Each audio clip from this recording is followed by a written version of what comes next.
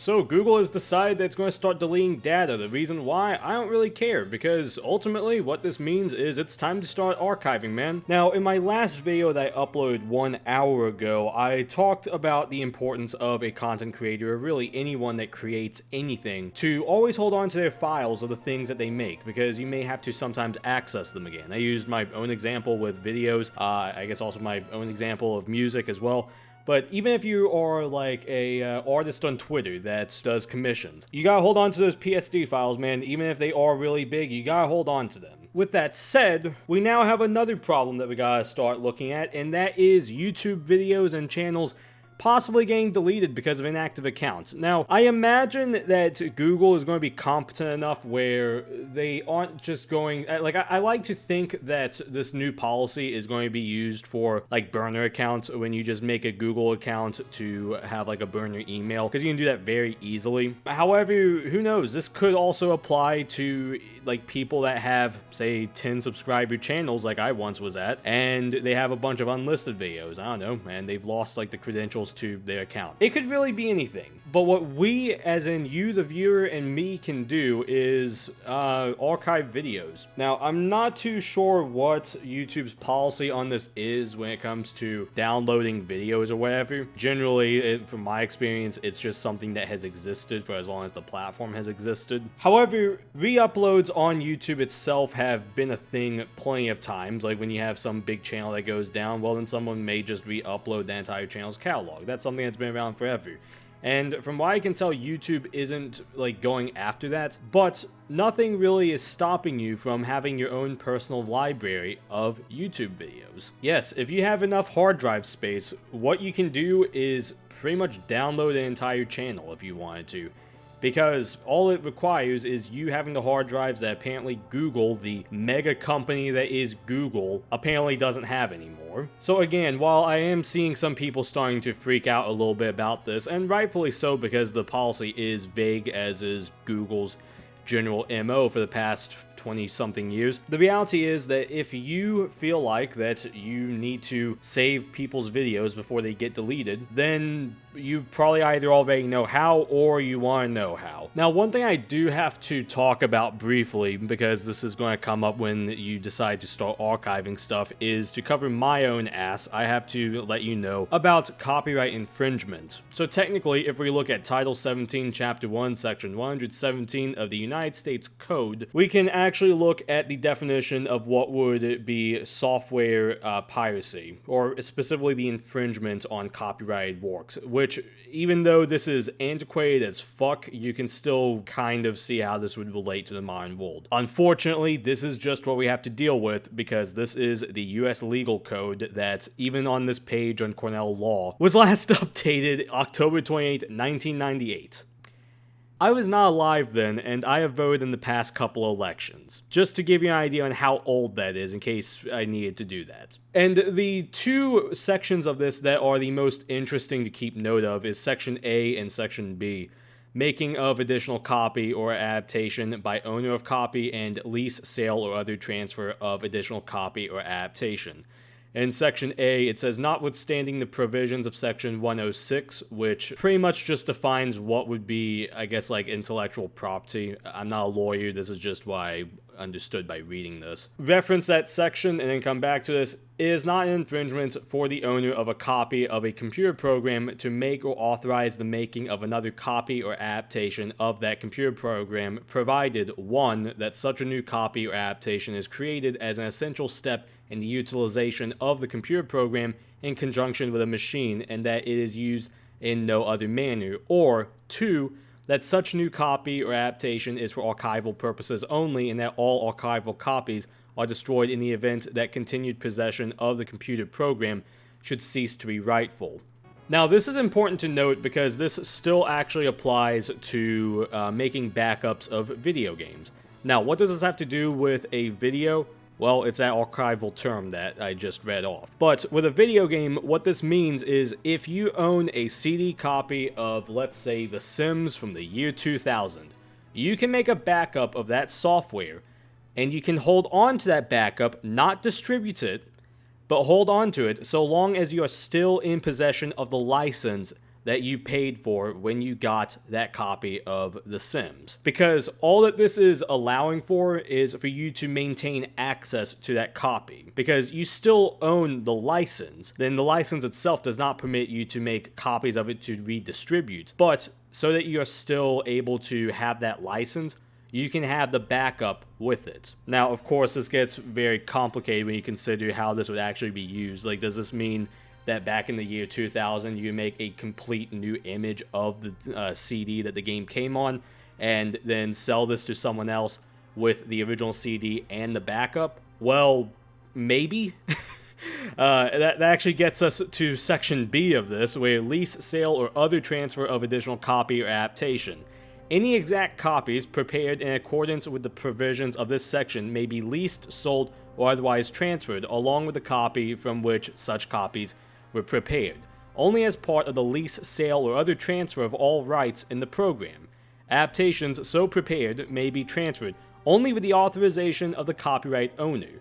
So, there you go. I guess that means that, no, you can't do what I just outlined. Unless how I'm reading this is off and it's actually, the adaptations are supposed to be referring to the copies, in which case that would be about distribution. So, why I'm reading this off is because you can make backups of software, so long as you don't redistribute them. That is the thing that you have to keep in mind when it comes to archival. This is kind of the difference between archival and straight up piracy. Because, unlike a book or a record, software is very easy to be copied. Whereas with a record, you had to, actually have the machines to repress the vinyl. It was a lot more difficult, not impossible, but more difficult.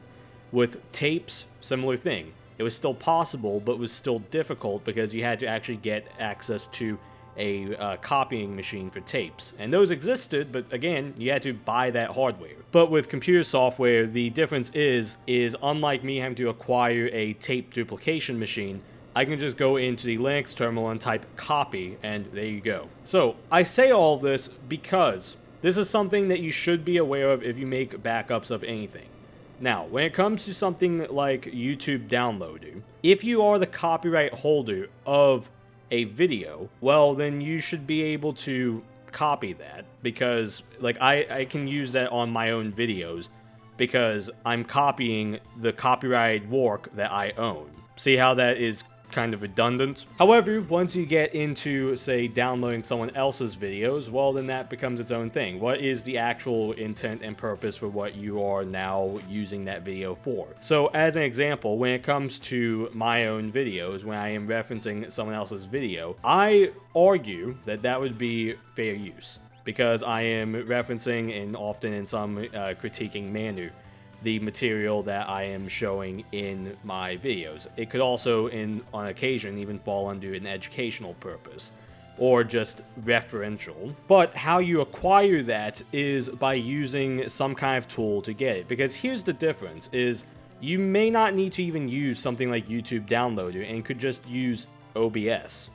Because if you consider even how clip channels work for streamers, sometimes you just have to record the stream from twitch.tv and have it full screened, or from YouTube, or whatever.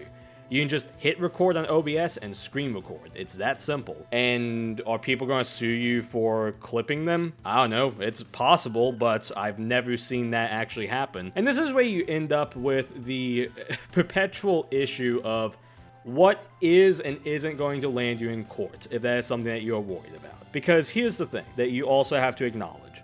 There is a lot of copyright infringement just on the nature of how the internet works. Because you can argue that with my example that I gave with clip channels, every single clip channel for any big streamer out there is actually infringing on the streamer. And then if you look a little bit closer, we have some of these channels that will upload the streamer reacting to someone else's videos. Well, now you have the original video that is being copied by the streamer, that is then being copied by the clip channel.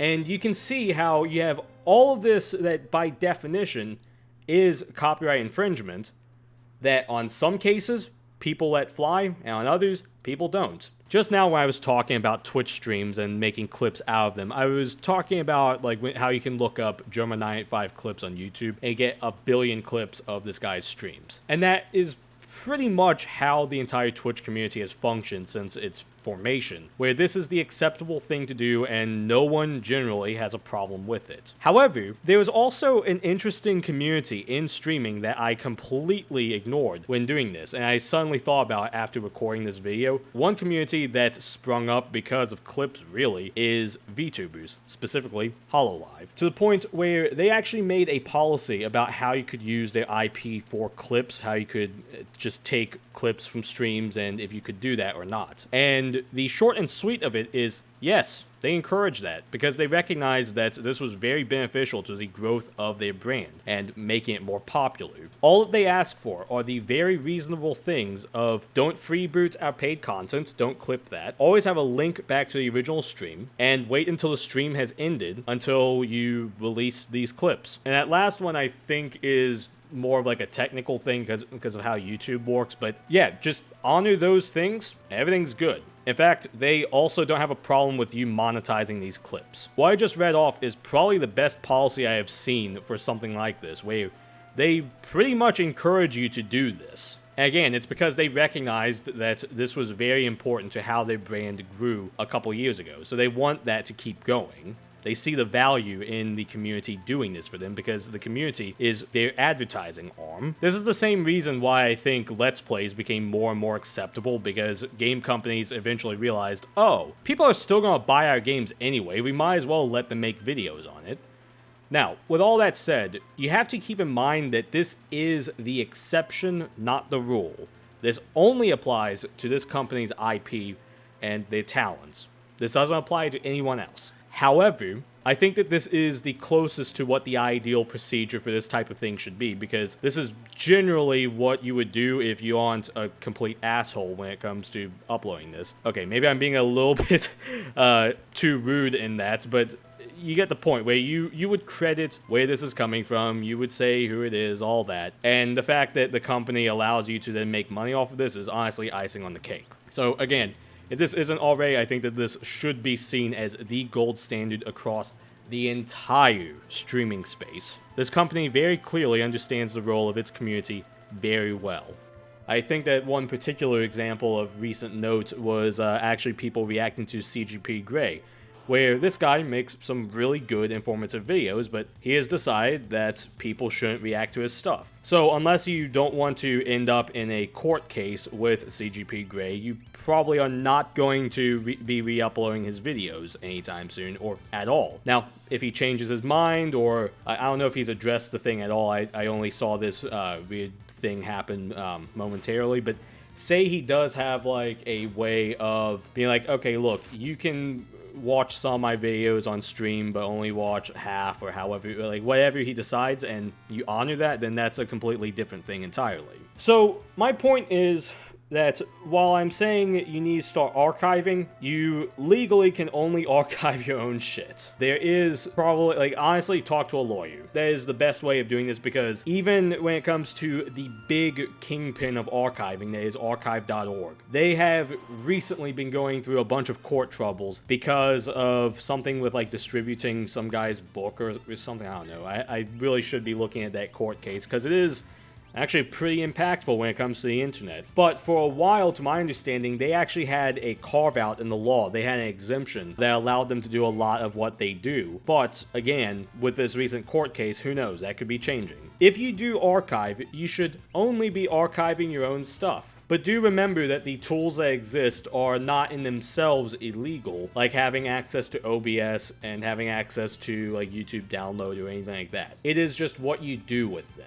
That is the only thing that you're going to have to be concerned with. Is whatever you do with this power is what is going to be the problem that, say, lands you in a court case with someone. And it should also be noted that you also can be sued for anything. It's just a matter of having to argue your case, maybe get thrown out if it's a clearly frivolous lawsuit, or seeing it to completion, or settling, or whatever. This is why I would highly recommend to anyone to always have a lawyer, because they are able to navigate the law for you. Do not rely on me reading off the US code to you, because that's not going to help you at all. Instead, all that this video is meant to do is bring awareness to this legal issue that exists and let you know that with archiving, you are legally limited to only being able to do a few things. If you step out of this, you would be breaking the law. So hopefully I have covered my ass enough with this video.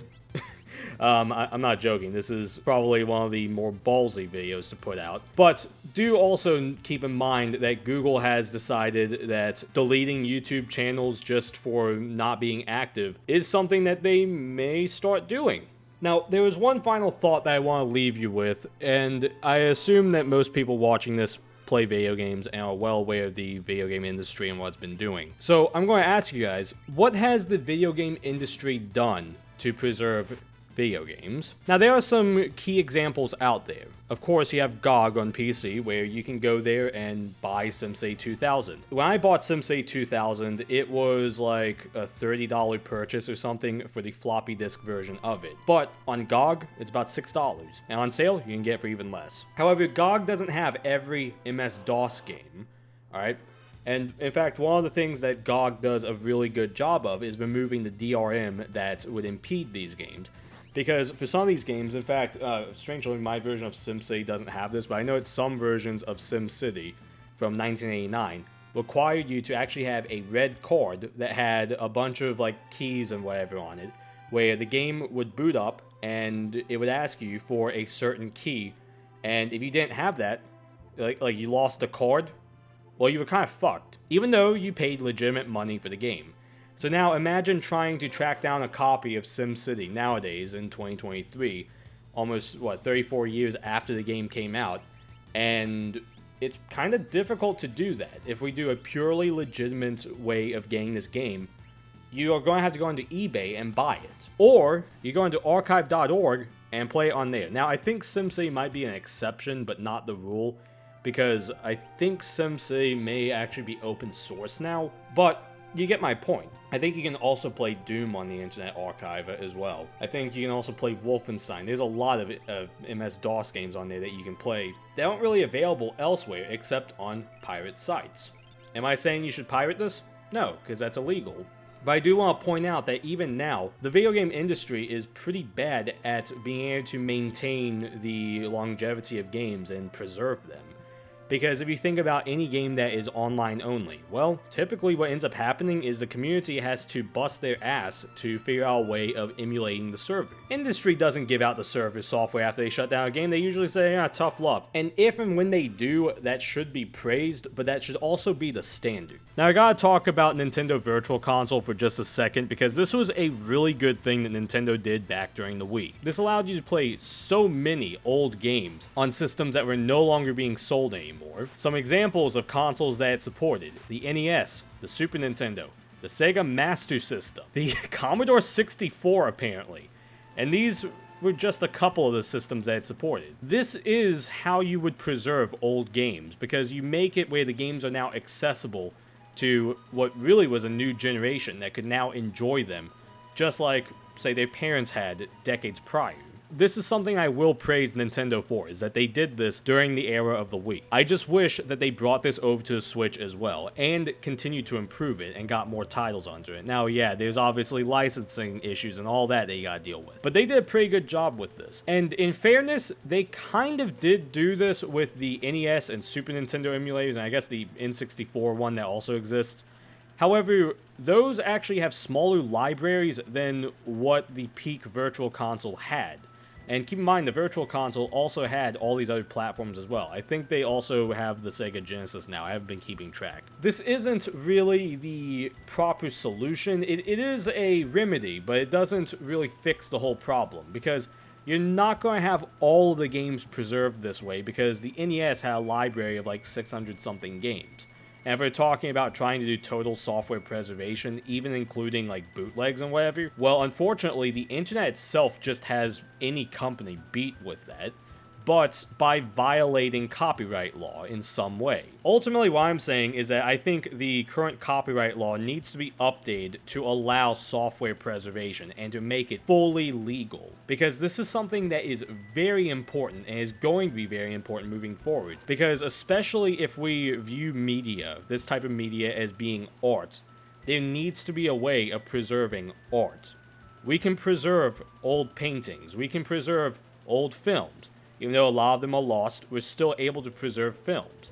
We're able to preserve music. You don't have to go out and buy a 1959 release of Kinda Blue. You can just go onto Spotify or Apple Music and listen to it in better sound quality than what people back then did, unless, of course, they went to a jazz club. My point is that even though there are some games that do get remade, that are fortunate enough to be remade, I can't believe I'm having to say it that way, if you still want to play the Super Nintendo version of Final Fantasy VI, your option should not just be having to buy the original cartridge. There should be some way of still being able to experience it now that we are so far away from the original development of that game and the original release of it. Obviously, Square Enix stopped selling the original Final Fantasy VI because they stopped selling it. And obviously now they are remaking it. They actually have already remade it and re-released it. But that isn't a luxury that every game gets. There are games that will and have fallen through the cracks. Just as one example, you want to know how you play Metal Gear Solid 4 right now? Go out and find a PS3 and the Blu-ray for Metal Gear Solid 4. That is the only way you can play one of the games in the Metal Gear Solid franchise. And when I eventually go through the Metal Gear Solid franchise, well, I'm gonna have to pull my PS3 out from wherever the hell it is and track down a copy of this game. With all that said, with the whole video game rant out of the way, this I think is also going to be a little bit of a problem that we are going to eventually end up encountering when it comes to even having to preserve videos that were made on YouTube. Because all this is a legal gray zone. That is ultimately the point that I'm making. However, if we are going to talk about preserving things, then we have to also talk about the copyright law and how it doesn't really help with preserving things. There shouldn't be this high of a burden to preserve media, especially long after it was being commercially sold. And unfortunately, software and technology itself isn't going to last until the public domain day comes for any of this media, because by that point, there's a good chance that all the Super Nintendo cartridges are going to be kind of rotted away. They aren't going to work, or the systems aren't going to work. So while that is still technically the legal out for it, fact of the matter is that there are things that have to be preserved now that can't wait 50 years or however long it'll take until they finally enter the public domain. Now, what this conversation is about isn't going to be necessarily an individual thing, but really more of like a collective problem. Because no one really cares about, let's say, Karen Smith's emails on her Gmail account that she last accessed 8 years ago because she passed away 8 years ago, okay? Obviously, the only people that may care about that are going to be her family, this hypothetical person that I just made up. But what instead we're talking about is the general principle of the matter, where there is now this possible great deletion coming of the internet. To do what exactly? And again, I don't really care what it is supposed to be doing, why Google is deleting it. They are deleting these accounts anyway. And whether there are protections in place for, say, YouTube channels of dead content creators, we don't know. This is something to definitely keep an eye on, because this can be a game changer for the internet, because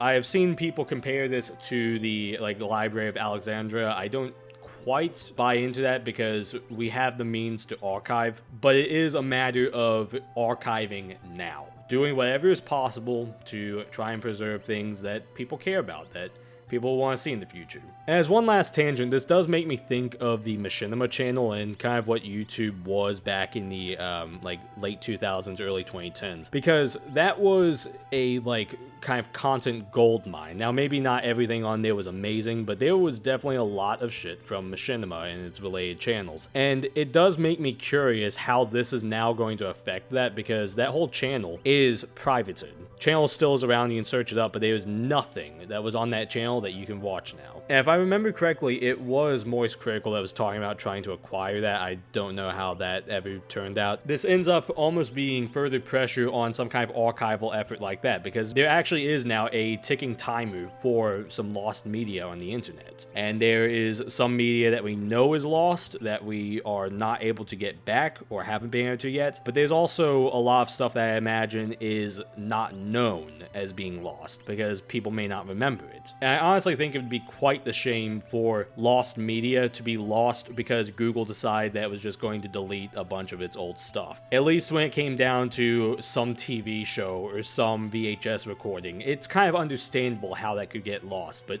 we're talking about a multi-billion-dollar company that I don't quite see what reason they could possibly have for wanting to get rid of all this shit when they probably own their own hard drive manufacturing factory. Anyway, this was a long rant. Check out my video I uploaded an hour ago, which was about if you're a creator, how you should always hold on to the raw files of any project you make. Subscribe to the channels. I'm out.